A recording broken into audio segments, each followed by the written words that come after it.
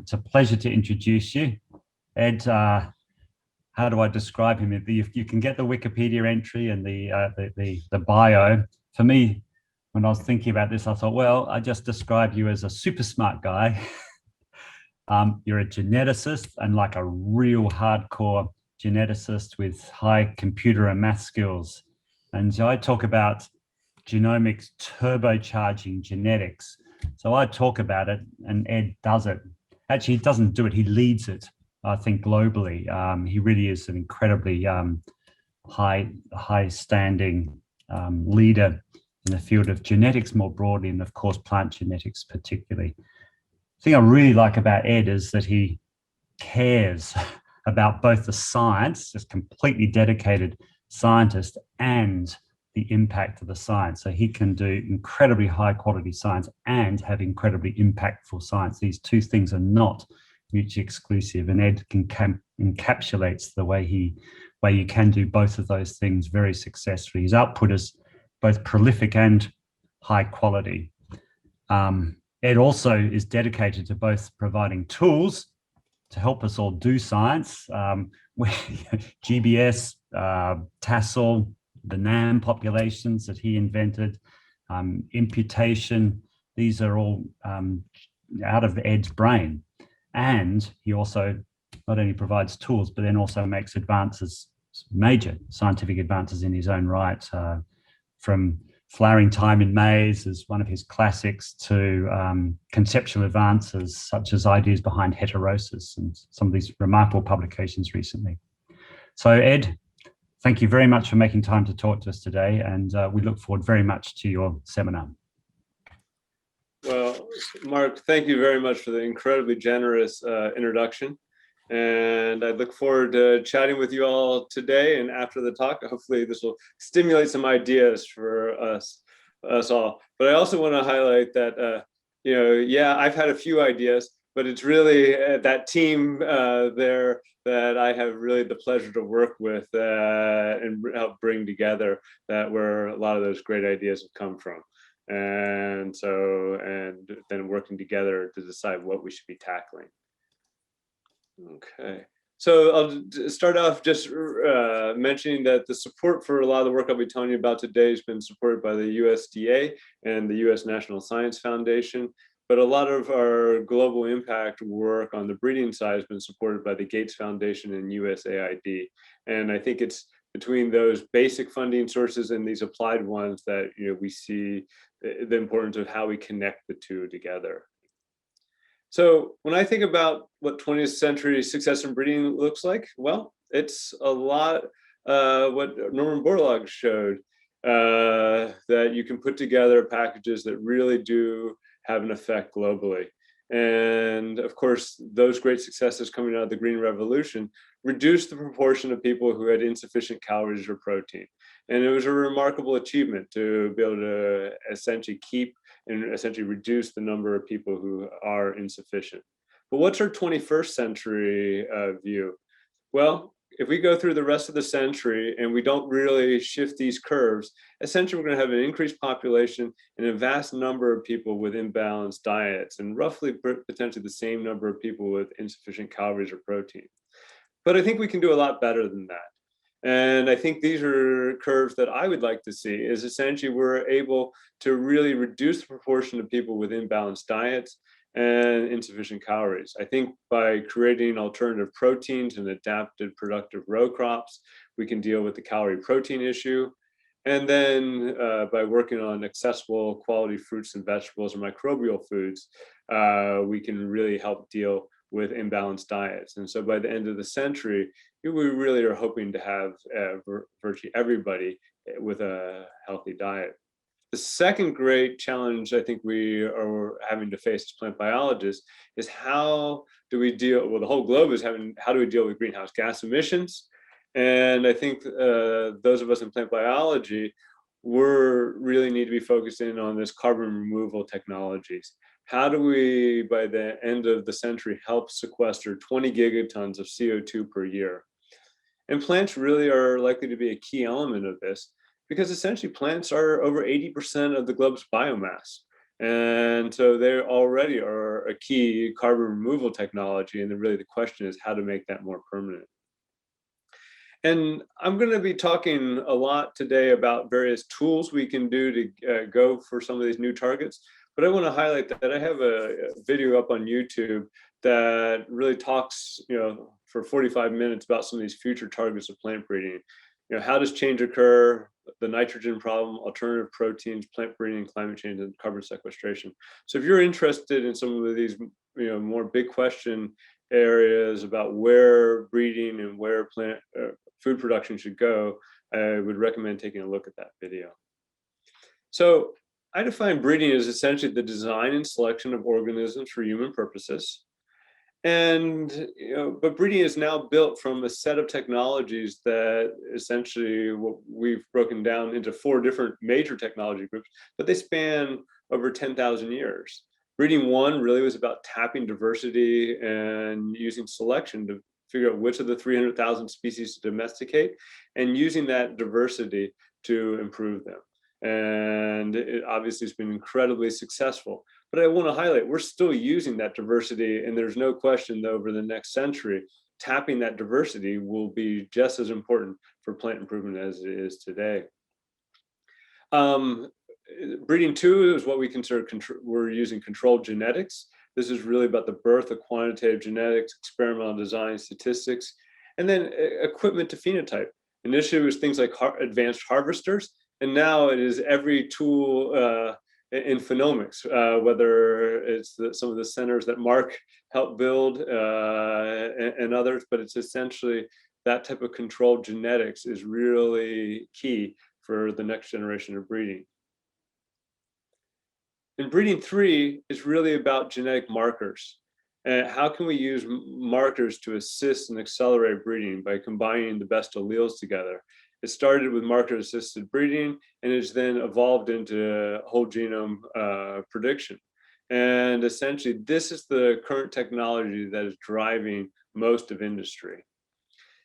Breeding 4 is really about molecular design. This started out with a few of the first transgenes, but today with things like CRISPR coming along, it's about identifying causal variants, editing, and physiological modeling to put those things together. But what I really want to highlight to folks is that breeding 4 doesn't exist on its own. It is merely the last round of technology that we're stacking together to put these together. And essentially, in all breeding that we likely see in the future is still going to combine all 4 of these basic tools.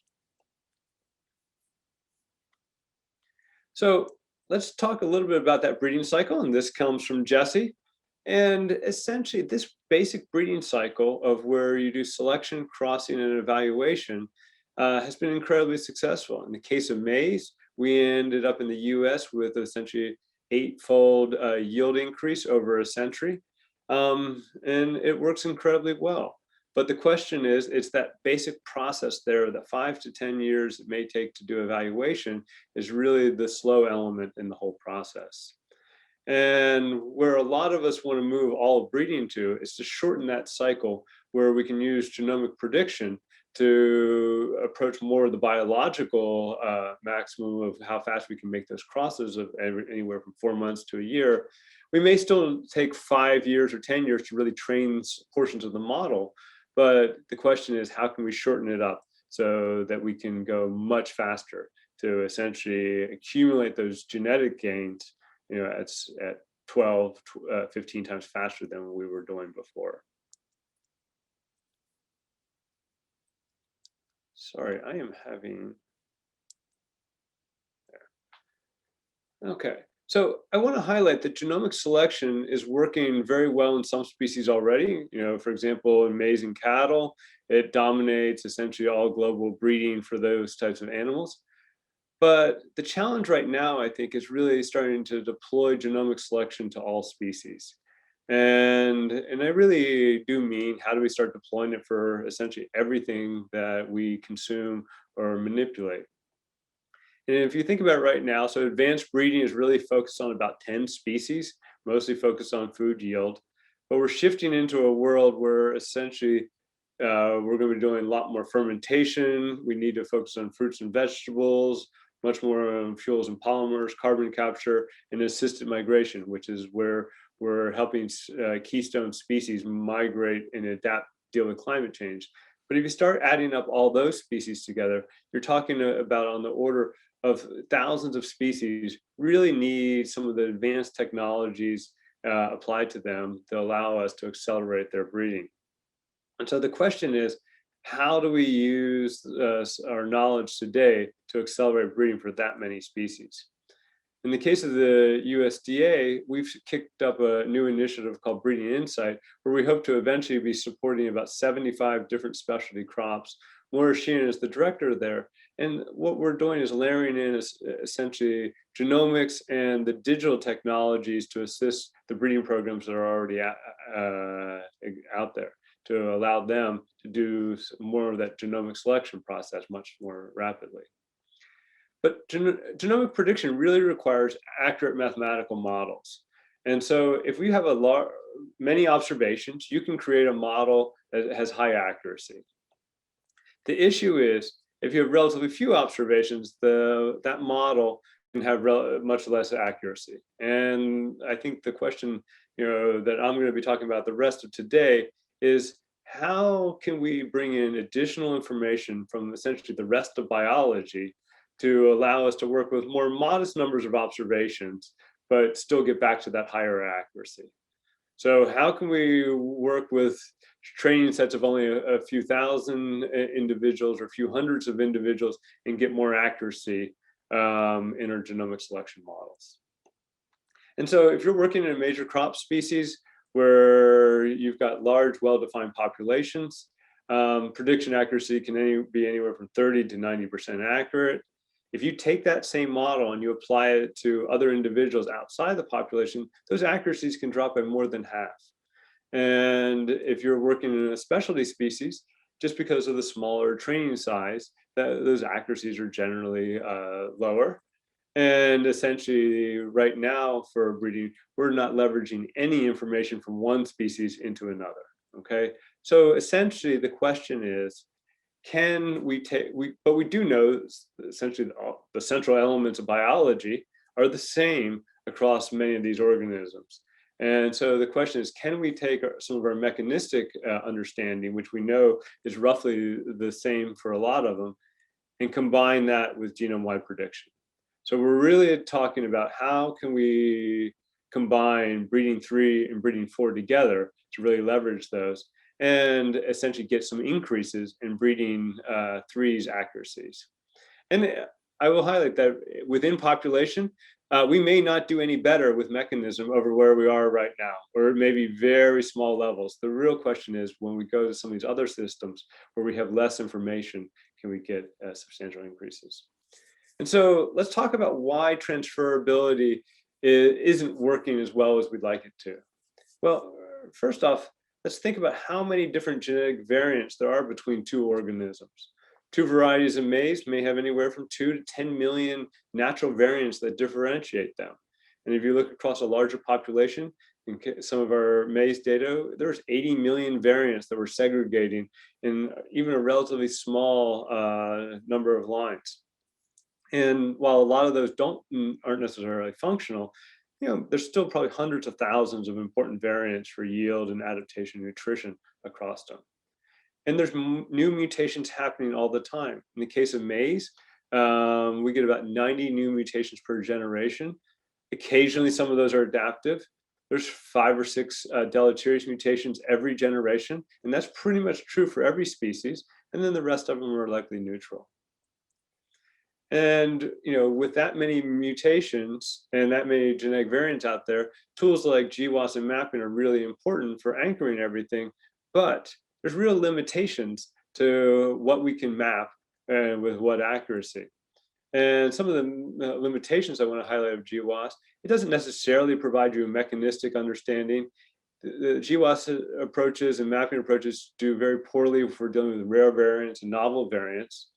It doesn't necessarily give you causality. You get a whole bunch of genetic variants in a region that are controlling it. It may help you identify the gene or the neighboring gene. Transferability can be problematic. And then we also have this problem of equifinality. Essentially, multiple mutations of the same gene can essentially produce the same phenotype. And without a more mechanistic viewpoint of it, you may not see essentially the shared underlying cause. And so one way to kind of think about this is just from a mathematical point of view. And if you think about all those genetic variants as parameters, some of the stuff we've done in maize, we have essentially 80 million parameters. And we were, even in our big populations where we created 5,000 different varieties of maize to do genetic mapping on, the number of observations is far, far smaller than our number of parameters. And so we get to this situation where we can use, genomic selection does this, and it does it very well. It uses penalized regression type approaches to summarize all the information from those 80 million genetic variants to make predictions, but it doesn't necessarily give you the causal variant underlying them. What it's actually done is it's identified the causal chromosomal arm that is controlling these. And from a practical point of view, that works really well. It's identified causality at a much larger scale than what we would necessarily want to do when we're doing more molecular design. And so the question is, can we learn more about by using some tall versus wide data, where we have more observations than we have parameters? And I want to highlight that in biology, we have a range of different areas where we do have plenty of information where our number of observations are greater than our parameters. Evolutionary conservation is one of these areas where you could trace the evolution of a single amino acid across a whole family of related species and that follow that protein across, say, 1,000 different homologs of it. Chromatin structure, you can model the 300 base pair regions across whole genomes. How do nucleosome scale regions work? And you can model them across entire genomes. So we have far more parameters or observations. We have parameters there. Same for expression, transcription factor binding, and so on. And as I'll show you, in each of these areas, tools such as machine learning are working quite well because we're in this area where N is greater than P. So in the US, NSF frequently talks about the rules of life and discovering the rules of life. I actually think we know most of the rules of life. I think what we don't know are how to parameterize the functions of life. And so, how do we really create mechanistic mathematical models that allow us to go across all these different scales? And so, I'm going to go through a series of different hypotheses on where I think we can start transferring knowledge and uniting various elements of our biological knowledge to make practical improvements in plant breeding. I want to highlight a paper that two really great postdocs in the group came up with a couple years ago, Hai Wang and Jacob Washburn. And what I'm going to talk a lot about machine learning across evolution. I will highlight that we've got kind of tricked up and we're having some real trouble learning and applying machine learning in a biological context well when we weren't conditioning on evolution correctly. Essentially, the signal of evolution is so strong that essentially machine learning frequently will just memorize evolutionary patterns. And so you don't really learn the mechanisms that you really want to. And Hai and Jacob came up with two different ways of essentially splitting up training and test data sets that I think are really good ways so that we work with evolution and not against it. And now our machine learning models really, I think, are learning some, much more mechanistically. So I want to first talk about essentially transferability at the level of protein structure and activity. And I think we already, AlphaFold 2 has just come out. I think we're already seeing in other applications from that there's incredible transferability already here. But I'll talk to you about where we think there's some really exciting opportunities and where graduate students have been working. So Sarah Jensen is a graduate student in the group, and she was asking questions about how does temperature affect essentially protein structure, RNA, and so on. and was wondering how much of this is really transferable across the various domains of life. What could we transfer between bacteria and archaea, and from the prokaryotes into the eukaryotes? And so the first thing she did was essentially, she needed a way to estimate optimal growth temperature. And the way the tRNAs fold she thought was likely to be a really powerful way to predict optimal growth temperature. And so what she did is she created with Emery Simon a series of machine learning models that essentially take tRNA sequences and then use them to predict optimal growth temperature. And she was able to come up with some very powerful models that did exactly that. They were able to essentially capture some of the key properties there. And so with this, she now has the ability, if you just give her, this model the tRNA sequences, it can predict with a tremendous accuracy what the optimal growth temperature is of essentially any prokaryote. Once she had that, she essentially knew from all those prokaryotes that have been sequenced out there what their adapted optimal growth temperature was. So now you have thousands of organisms out there where you know what their optimal growth temperature is, and she could relate that to the proteins they had. And essentially, she would take aligned prefam domains and ask the question, how do these individual amino acid residues relate to this optimal growth temperature? And what she found is essentially about 15% of all residues across archaea and bacteria are associated with temperature. So when organisms start really adapting to different temperatures, it isn't one or two amino acids here or there that are really critical. It really is large-scale adaptation in order to make these organisms adapted to various temperatures. And there were a lot of the properties and some of our basic understanding of what amino acids were changing also made a lot of sense. So for any PFAM domain, she essentially can create a diagram of what are the temperature associated sites, which ones are really the key ones for making them adapted to various temperature regimes. And so the question she's now posing right now is she's taking these prokaryotic GWAS models and seeing whether or not they can be extended to plants. And it just was presented at the Maize meeting a couple of days ago.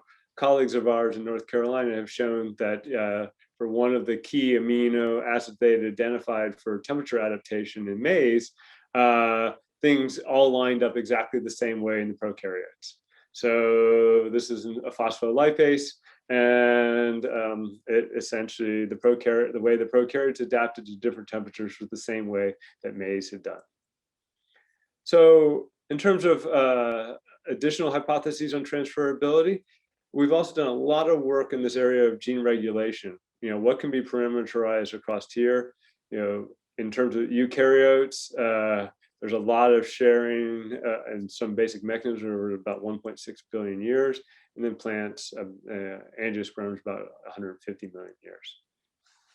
And so in this area, Catherine Mejia and our group has been using data sets to predict open chromatin. And she did this a couple of years ago and was able to show that if you just trained a model just in maize, you could get over 95% accuracy of predicting what's open chromatin just based on the sequences and a large enough data set. In the case, we worked with Xiaoling Zhang's group, and here we had data from over 100 transcription factors, ChIP-seq data. And here we were able to make models that were anywhere from 80 to 95% accurate in identifying where various transcription factors were binding. But I would also highlight that when we did co-binding models, those were even more accurate, well into the high 90s. So we know there's still a substantial grammar out there of co-binding that we really need to work on in order to do better in this whole area. But I think on the aspect of transferability, I want to highlight this result from her work.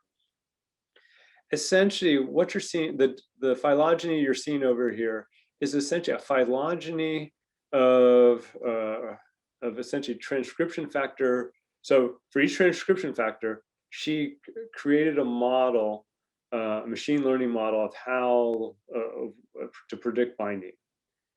those models could actually be clustered together. And the clustering you see over here is a cluster of 104 transcription factor models of how they bound in maize, okay? So it's kind of a strange idea, but you're clustering machine learning models, okay?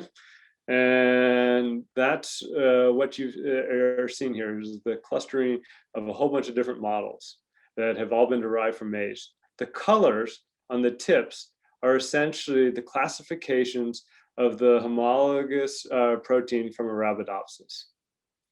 What you see is the colors are coming out together.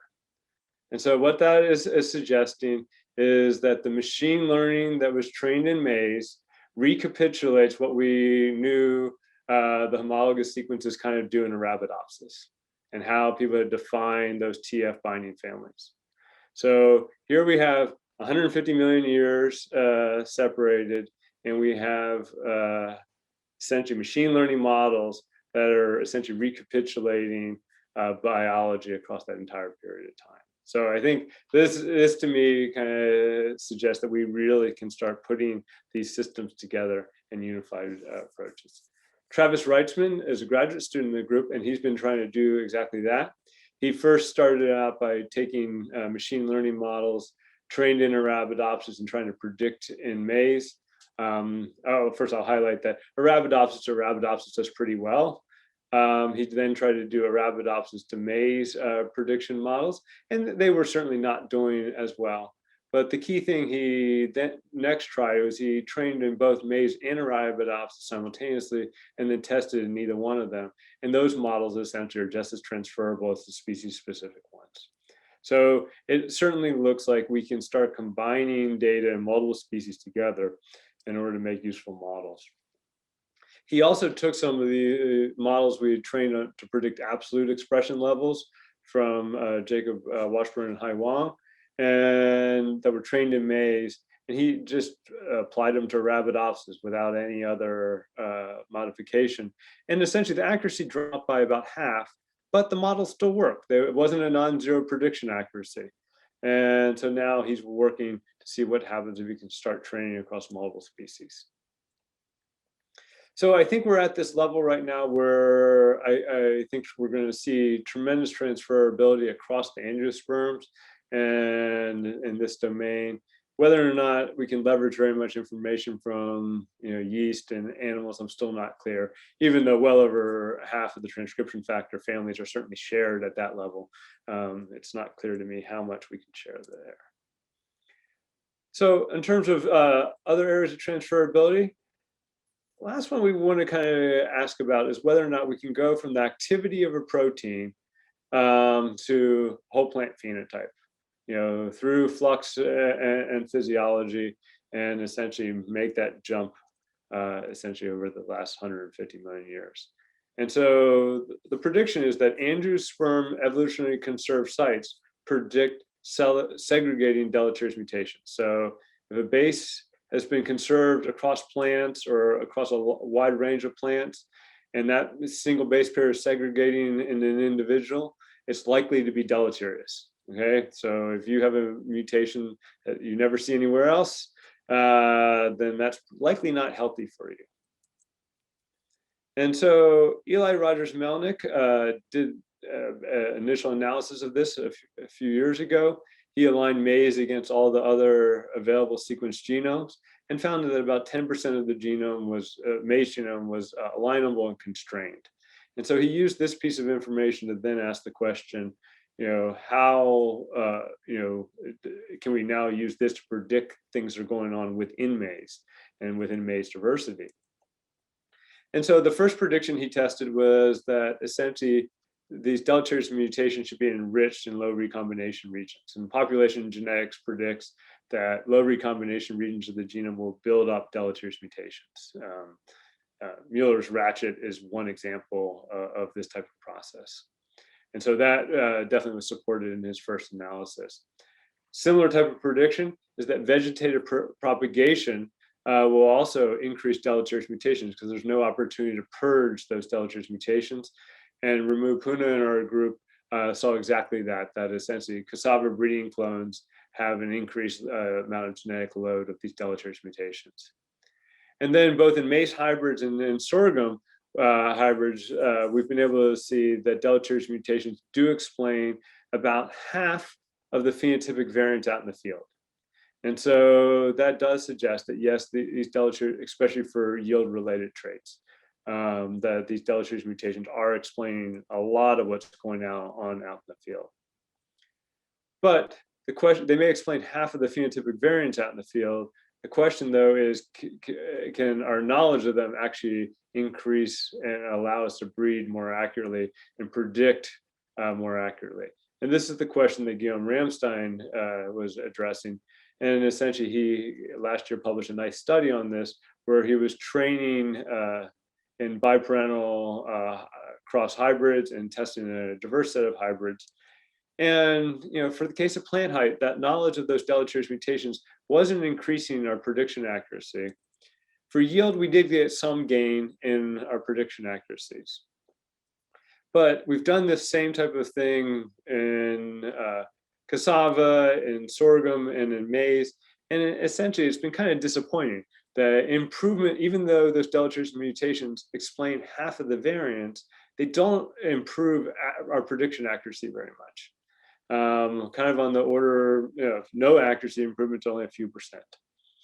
And so Guillaume, after doing this, was wondering, is there a better way to do this? And so what he then asked the question is, okay, if I go from taking genomic sequence in, can I incorporate a whole series of genomic annotations, some at the regional level, some at the individual locus level, some about genomic structure, some about protein function? And I want to highlight that a lot of the things we're working on here are focused in on the protein side of things, because these are the regions we can align more easily and everything across species at the moment. And then rather than using those evolutionary constraints as the tool we're using to predict, he's training a machine learning model, taking all these elements, predictors, and trying to predict evolutionary constraint using a random forest model. So now he's created a machine learning model that incorporates all of these, but is using evolutionary constraint as what we've trained against. And so now he has a model to say, how deleterious is this given amino acid change? And are we likely to see a vast amount of evolutionary constraint for it? And so then he asked the question, how does his model do versus the observed evolutionary constraint within species? So this was all trained across species. And so the observed evolutionary constraint data is then plotted here against minor allele frequency. If we think a site is really conserved and it shouldn't mutate, then its allele frequency should be very low. So in the red line, we would expect that the difference in constraint to be really high here. And we certainly see the correct pattern when we looked at observed evolutionary constraint, but it isn't as strong as these predicted evolutionary constraints. So essentially, the machine learning model is capturing constraint better than the observations of constraint. And I know that's kind of a weird way to think about it, but there's a lot of noise when we observe some of these constraints. And actually now the model is performing better than the observations are. And so with that type of model, he's now able to go back to that same type of data, those biparental cross hybrids and diverse hybrids, and able to, here's an example from grain yield where he has random prioritizations. And then when he starts predicting the ones with predicted constraints and starts emphasizing them, he gets a much higher prediction accuracy than when we just the random ones. And I want to highlight the effect is most notable only for the top 1% to 0.1% of the selected loci. That turns out that's about 1,000 to a few hundred key loci. So we're not talking about tens of thousands of deleterious mutations that are really mattering. It seems that there's a few thousand that are really the ones that are mattering and need to be dealt with in these models.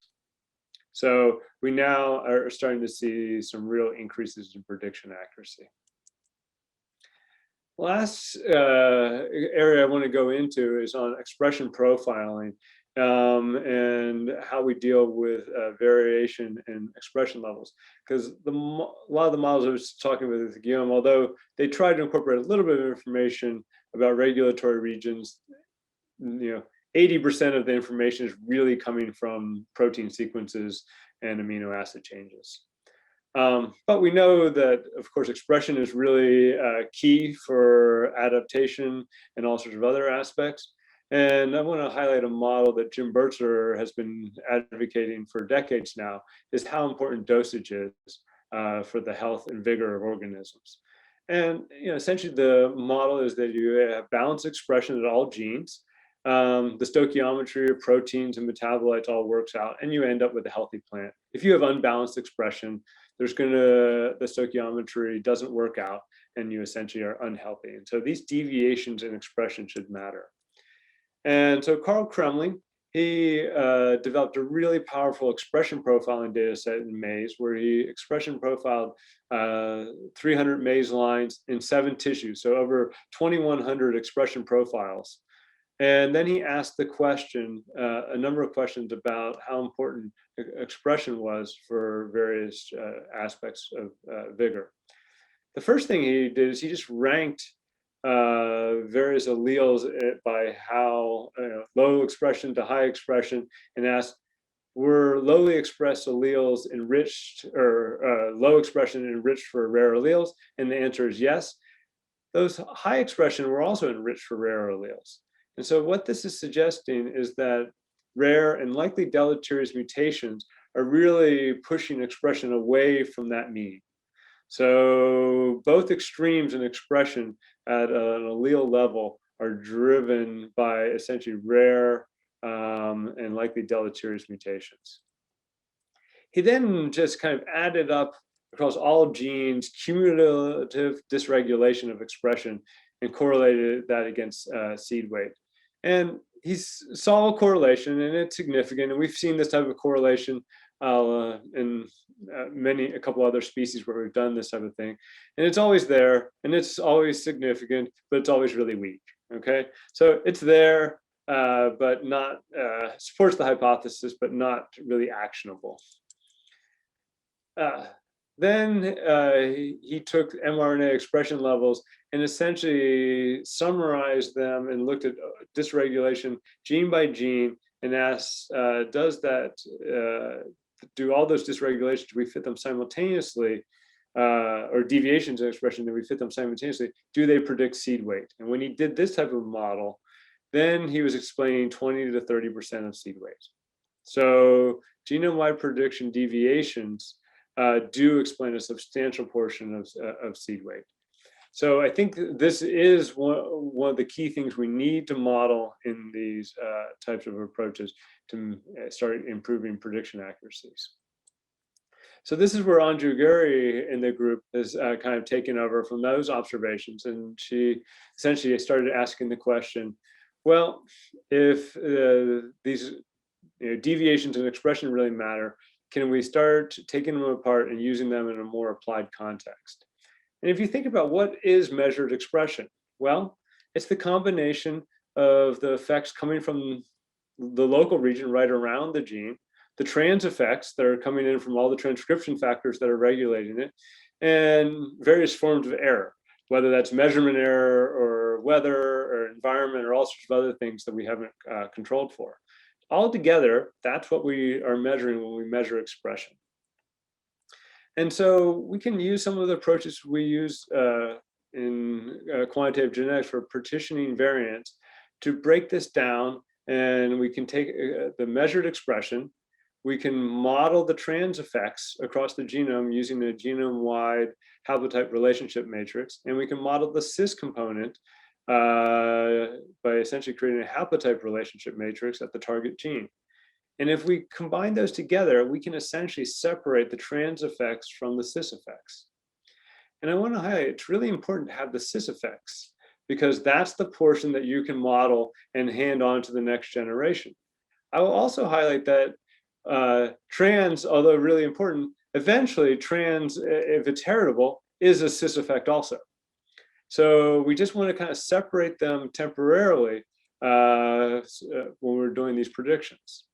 And so when Anju did this, essentially she found out that about 36% of the expression variation was coming from cis, and 2/3 of it was coming from trans. So when we look at absolute expression, we're mostly seeing the effects of trans.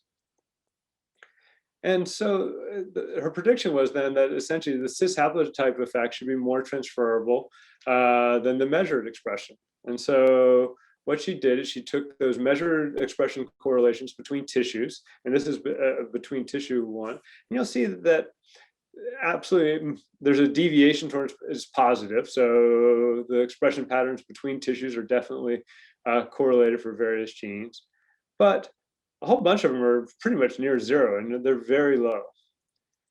If she takes the cis component, cis haplotype component of expression and correlates that across tissues, what you see is a substantial shift.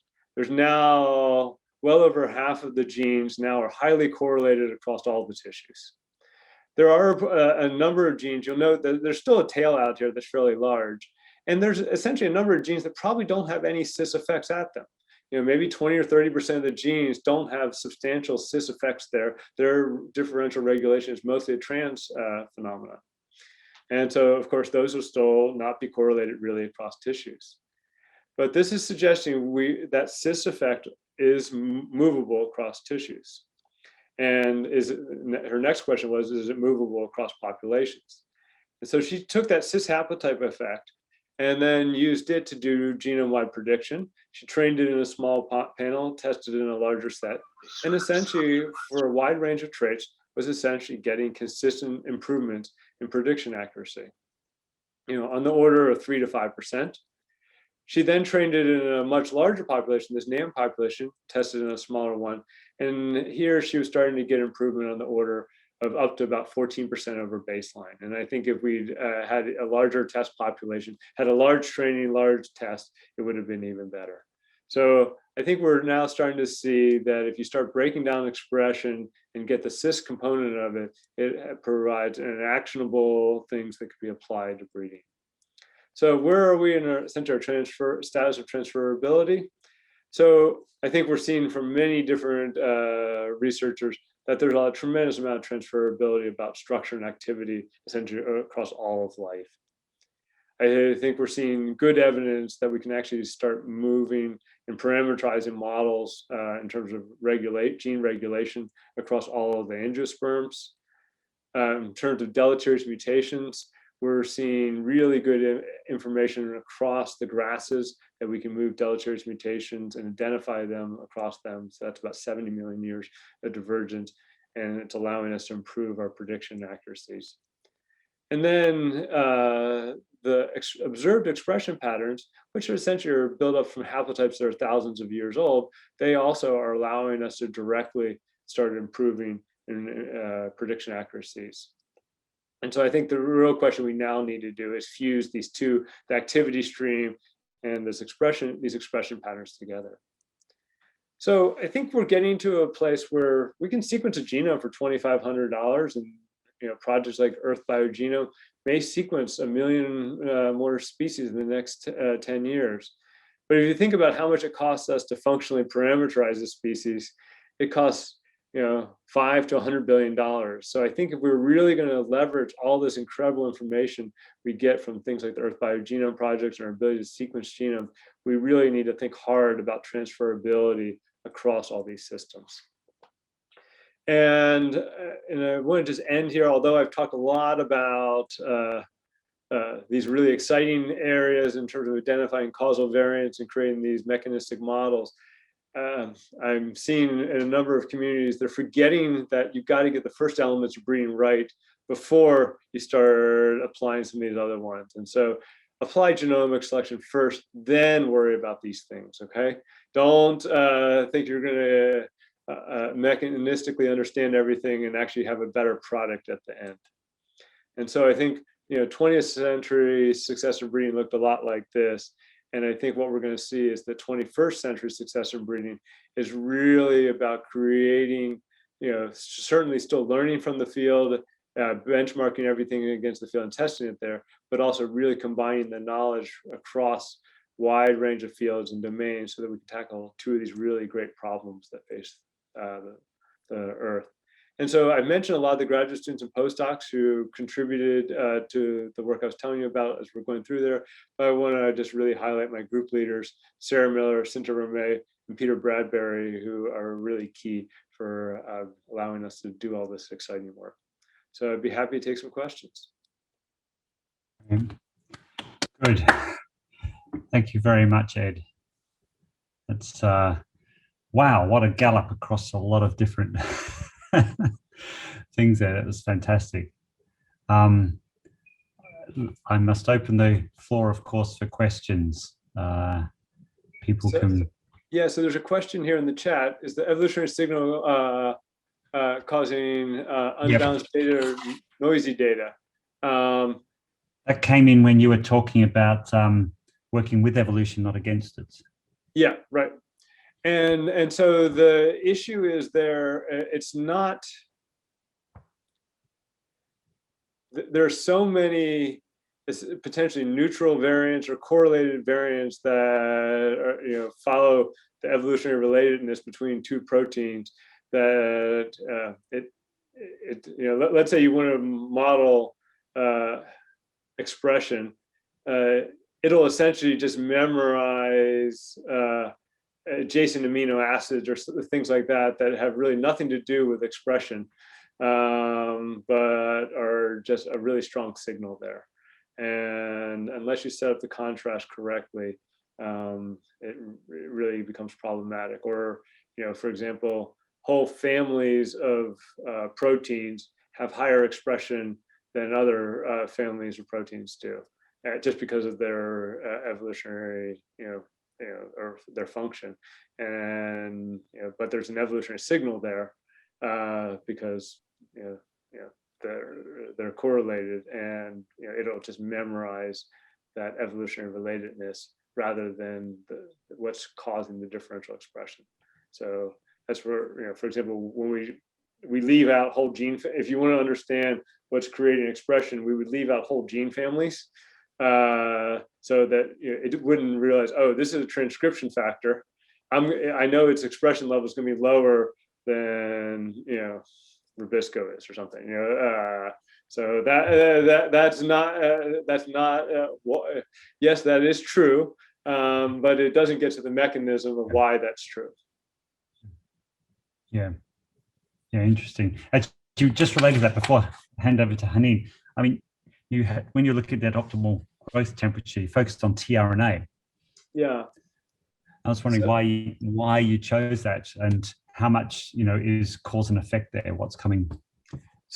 So I mean, a couple other groups have tried to predict optimal growth temperature using essentially the whole organism, not only all of its DNA and its proteins to predict those. And Sarah Jensen, her question long term, she wanted to be able to she needed independence between the two, and because she really wanted to study proteins. And so if you use the proteins to predict optimal growth temperature, it would be circular. And so she was looking for an independent thing that would reflect that. And essentially the stability of tRNA is, in some carefully done studies in yeast and other ones, there's a lot that has, those hairpin structures are being stabilized at various temperatures. So that we knew going into it mechanistically in yeast and E. coli that tRNA structure is related to thermal stability. So there's a couple models there, and so essentially, if you think about it, the tRNAs are a very small portion of the genome, that she could use that as the thermometer and then study the rest of the genome. So there was a very good mechanistic hypothesis that these should reflect temperature, and some very good evidence from E. coli and yeast. And so really the question was, how do you expand that to a model that works across all prokaryotes? You just explained that beautifully at my level. You use a tRNA as a thermometer and then look at the rest of Yeah. it. You know, I can cope with that. Thanks, Ed. Haneen. Yeah, hi. Thank you so much for your talk. It's actually a pleasure to attend the talk from you. So Yeah. I want to ask, deviation in the expression matters, but how the different gene products matter? Because genes can be equally expressed in both conditions, but gene products may differ. Different gene products can be the results of alternative genomic signals, right? So how you used machine learning to predict and quantify alternative usage of the genomic signals and their effect on the conditions? Yeah. So, yeah, I definitely want to highlight that we don't view, expression. We're using a lot of expression data because that's what's easy to measure. Okay. I realize that what we'd really like to have is the real protein levels and truly the activity levels of each of these in the model. Okay, that would be far better. And so there is Joe Gage, a postdoc in the group right now. He's been doing a lot of work on essentially going from mRNA levels to protein levels and creating machine learning models that help us go between those two. And so I guess the way I kind of view this is what we really want to estimate from the genome is the cis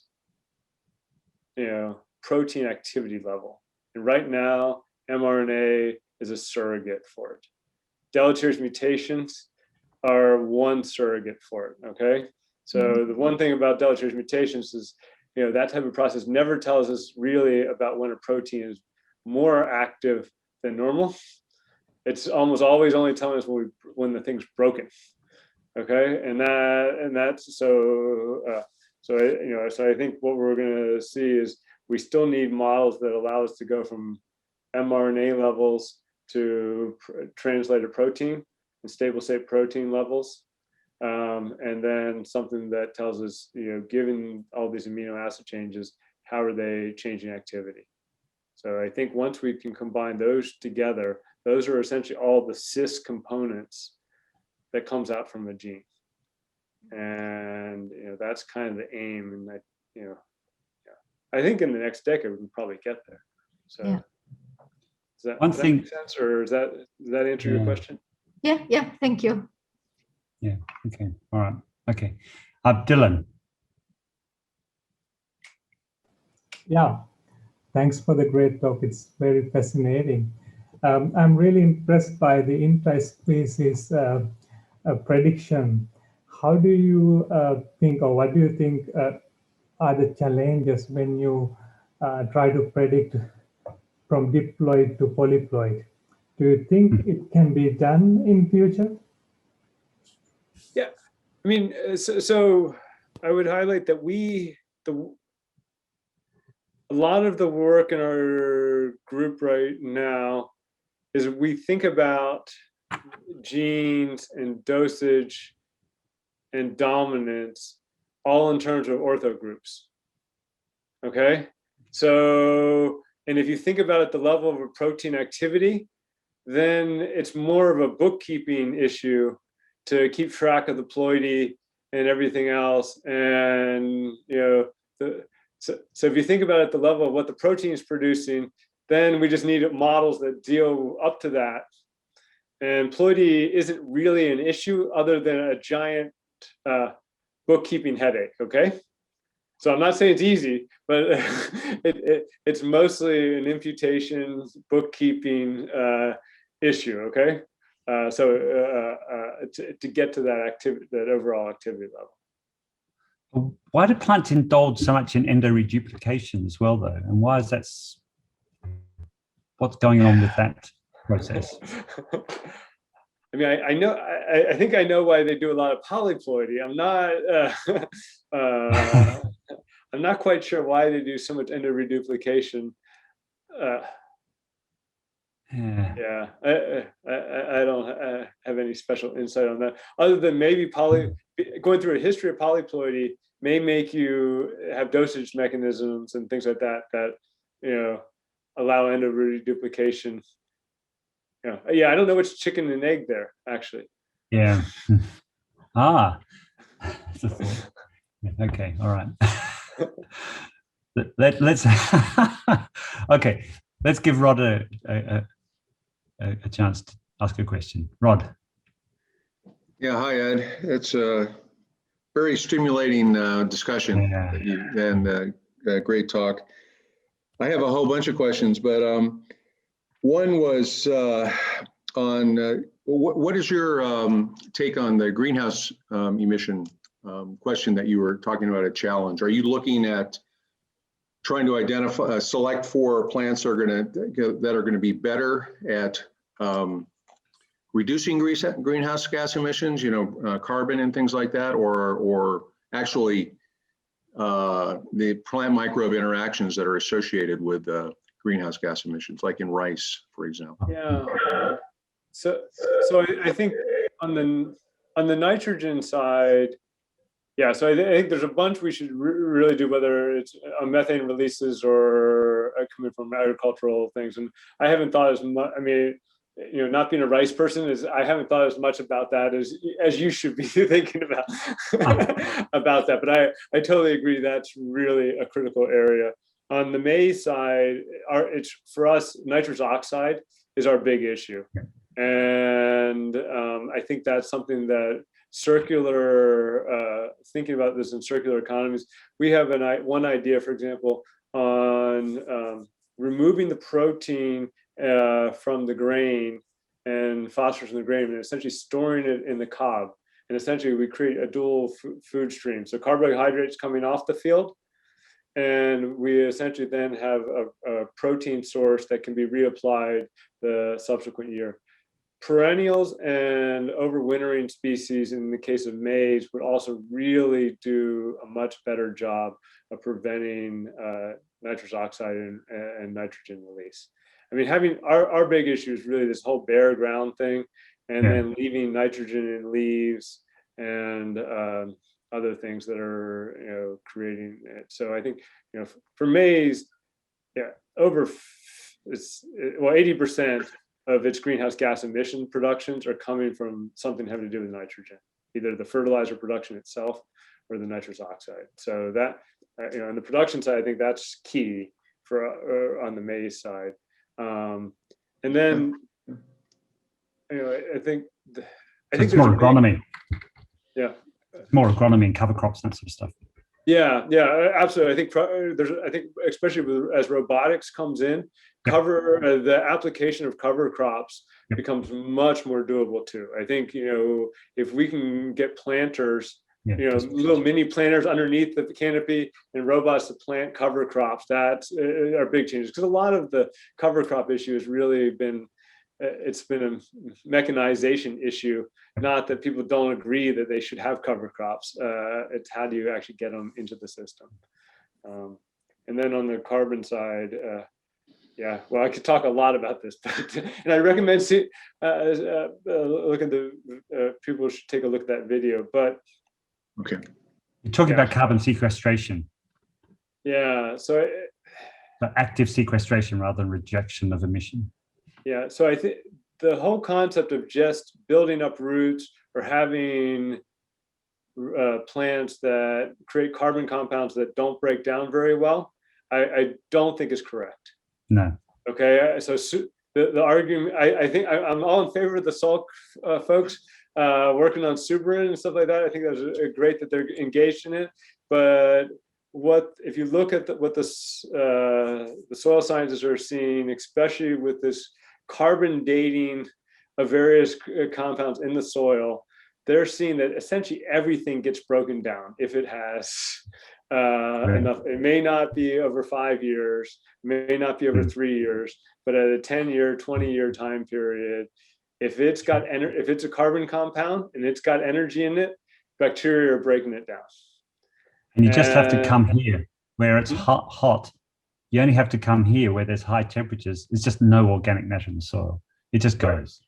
And Mark, there's been a nice study that just came out from these 10-year studies where they put CO2 monitors up, that they were just seeing when we had hot summers in the US, Exactly. it's all gone. Okay. Yep. So the only way you can lock down that carbon is it's got to go to a lower energy state. And that means it's complex with magnesium or calcium, and you're making rock. Okay. So, and I think we can either try to make rock on farm fields, or I've been going back and forth with folks and actually talking to major corn grower groups. It may be easier to make it into into hydrogen, syngas, things like that, and pump the CO2 than underground. Yeah. So I think we use plants as the collector. We make things like syngas, and then we pump the CO2 once we've used the gas or used it for making steel, high thermal activities. Then we pump the CO2 into a rock formation. The plants are such inefficient solar collectors. They're hopelessly inefficient. They still outcompete for amount of CO2s. There's still about a 10-fold difference between what photovoltaics can do. In total amount, sure. So yeah, but not per unit area. I think we can get down to solar. I think may get down to one, close the gap some. Well, it certainly will close the gap, but I don't think down to equality. No. And plants are still going to grow in these fields. Okay, so that's the other thing plants are still going to be on this vast amount, and they're going to still just keep on breaking down, respiring. And so we might as well scoop it up. Well, that's true. And make syngas. And I think Texas, I don't know how much you guys have been following the Texas issues, right? Those of us who have winter. Only face masks and guns. Those of us who have winter, it is really, we may still really need a big pile of gas or hydrogen or something like that, even 50 years from now. Okay, that we need to get through winters. Okay, that I think is and that might as well come from plant residues or plant products, because then we get to make the energy and then sequester it, rather than going from water to hydrolysis. So yeah, I've been going back and forth as to whether or not I think soil sequestration is really going to be relevant, and I go back and forth. I'm not sure. I think it may have to be highly mechanized and then into rock. Yeah. Thanks, Ed. Yeah, please. Yeah. Oh, that's Jocelyn. Yep. Yes. Had to look in at the picture. Yeah. All right, Jocelyn. Yes. Okay. Thank you for your great talk. And my question is more about the machine learning framework. Yeah. So you mentioned that most of your models are very well assessed in terms of accuracy, no? Like you keep on improving, or at least assuring that the accuracy is getting better in all these models. And definitely accuracy is one of the important metrics to take care of in machine learning, but not necessarily the only one. And also considering that you mentioned and you talk about transferability, I would like to know if you are measuring or assessing somehow the transferability of these models, like using some kind of metric or probably some framework to do this. Yeah, so the graduate student, Travis Reitzman, he's been essentially doing precision recall training in like 13 different species, leaving one out, testing in that. And so, yeah, we are setting up some approaches there where we're doing exactly that type of thing. And in some of the models, when you start setting up on large data scales, like that. Some are doing well in transferability and some are doing pretty poorly. So, you know, it's kind of all over the board right now when you start looking at 13 different species. Some of it also is the quality of the data in some species is so low. And so we also have to kind of create, you know, figure out, okay, if we only train in this species, what is how good could we possibly do? And so everything is kind of relative to the quality of the experimental data we're working with. So yeah, I think, you know, accuracy, you're absolutely right, is one measure, but to correctly annotate a genome in terms of what its gene activity is from some other species requires a lot more than just accuracy. Yeah, totally agree with that. Exactly. I would like to ask you just another question.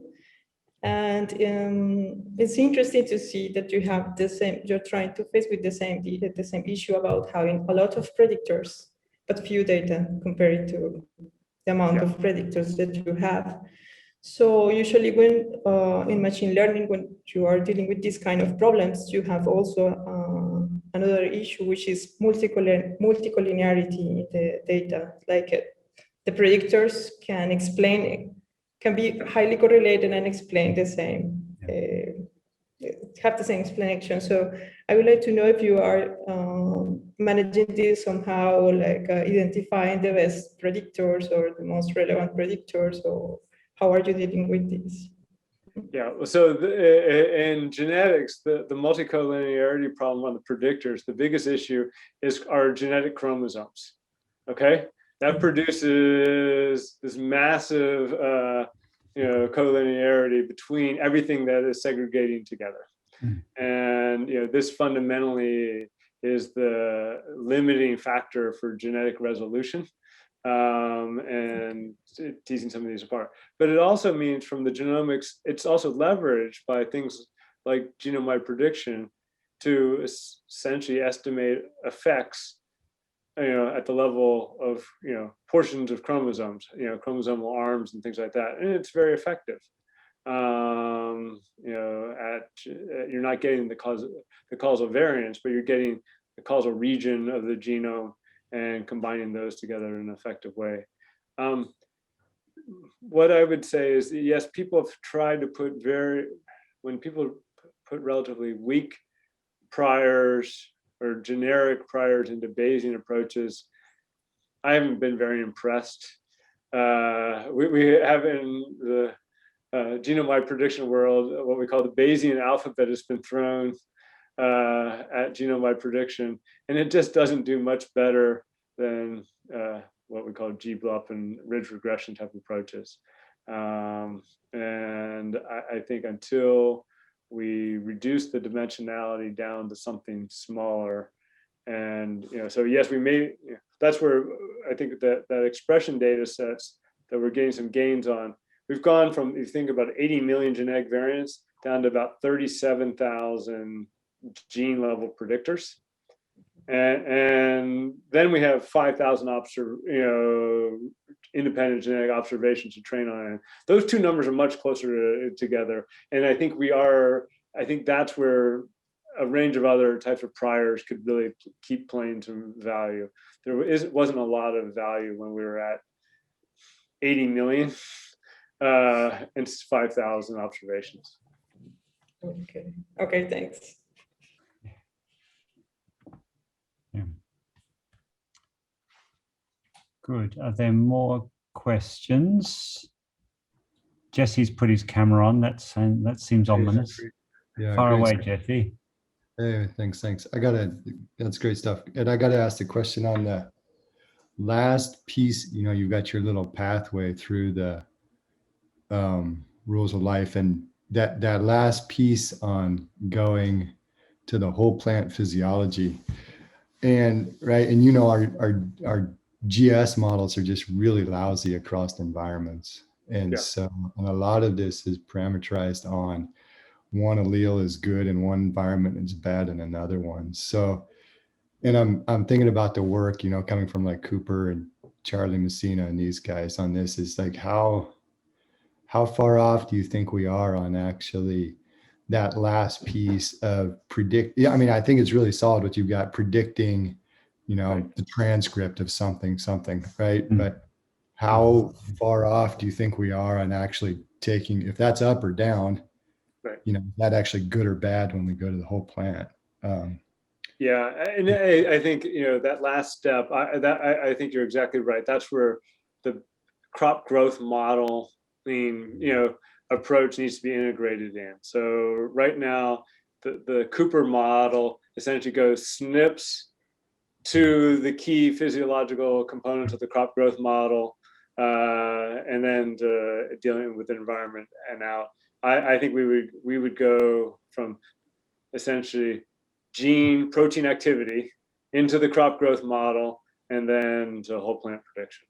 I think that's, but yeah, that's where I think that putting those together is doable. And I think the question is, how transferable will that be across species, right? And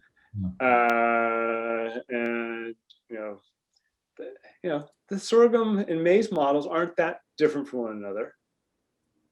Okay, they're, when people look at start estimating that, when Graham starts estimating the parameters for those two things, they're not crazy different from one another, but they're also not close enough that it's necessarily useful for breeding. So I mean, I think that's kind of I don't know. That's where.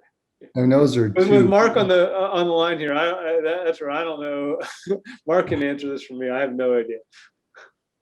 I was actually going to pick you up on exactly that point, but from a slightly different angle, Jesse, and that you go from flux to plant via physiology. and there's cells and tissues and organs. There's actually several levels all lumped together in that physiology, and I think it can get very, very, very tricky. And plant development, as you just said, crop growth. This is very different in a canola plant versus a maize plant, even in a rice versus a sorghum. Really different plants. Yeah. So I think, Mark, the question That's what you're asking, Jesse. Yeah, exactly. No, yeah, I'm really at this like, is at that whole plant physiology, is that going to be transferable at all? Because we have a lot of trouble even in wheat, just going from winter types to spring, right? I mean, those models don't transfer at all. And even from different spring and spring type environments, we're finding that we started getting into some of this stuff, and we were finding just the base models weren't even close.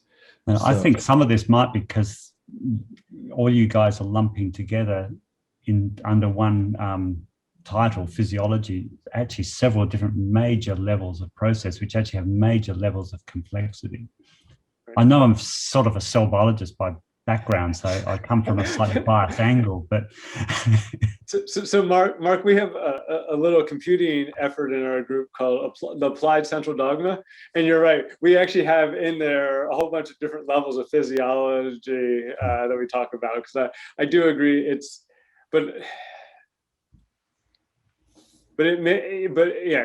that I think is a totally valid question. There may be virtually no transferability or very little transferability for the next few years across, between species at the physiology level. And I guess my aim was to make it so that what went into physiology was as few parameters as possible. Okay. Right. So so that essentially then the field experiments really, they only need to be focused on the to parameterize the physiology. Okay. They don't need to worry about everything about the genome up to protein activity. Okay. And then you can, and if you think about, there certainly are, I kind of, the cell biology, cell physiology, that I think we should be able to, that should be fairly transferable across fairly wide stretches. Yeah, I think so. And so then it's kind of organizing those two. And I think maybe it really is creating the right set of models at each of those different levels. And, in machine learning, and especially as these reasoning approaches start coming in. And that's the other thing I think is very problematic with the crop growth model is, well, it was built, it shows its age, I think, okay? That is a real problem. And, you know, I think we really need to shift over to these reasoning approaches, and essentially a lot of the frameworks where you're able to use, you know, deep learning approaches, but constrained by biology correctly. I mean, essentially, you just need something that's differentiatable all the way through there so the models can be fully updated, okay? And that's not, the crop growth model doesn't do that. And so it has a very difficult time actually fitting the data because it doesn't use these more modern ways of fitting complex models. So I think fundamentally that's kind of the crop growth model's problem, is it's a bunch of poorly behaving equations in it. And it doesn't know how to update it and optimize it very well and very efficiently. Yeah, okay. Thanks, Ed. Dylan, you had your hand up and you've taken it down. Do you still want to drop something into the conversation? I think some of my question was already answered, but one more question maybe. So predicting the dominance and the epistatic effects, that would increase the transferability, right? So how do machine learning model will help in predicting dominance and epistatic effects? So I would say that one of the postdocs in the group, she's essentially modeling dosage. So we really see this as a dosage issue, okay? Not just because we want to generalize from dominance, okay? I mean, dominance is like a special case of dosage. And so we think about it much more as a dosage problem. And essentially, we're doing a lot of work right now where we're sequencing nearly 700 different enterogone, and we're looking at the dosage of all of these different genes and groups and asking how it's evolved through time. And so we're starting to learn, you know, essentially what are the constraints on dosage for each ortho group. And so I think that's the type of way for us to kind of start putting that together. Okay, thanks a lot. That's, I think we better wrap this up now, Ed, let you off. You've been very patient with us, and so we've worked you hard for almost an hour and a half. So thank you very much again for your time. I think I maintain your work really is remarkable, and you're making huge contributions scientifically and practically to our field. So I thank you for that. I thank you for your presentation, and I'd like you all to join me in thanking Ed now.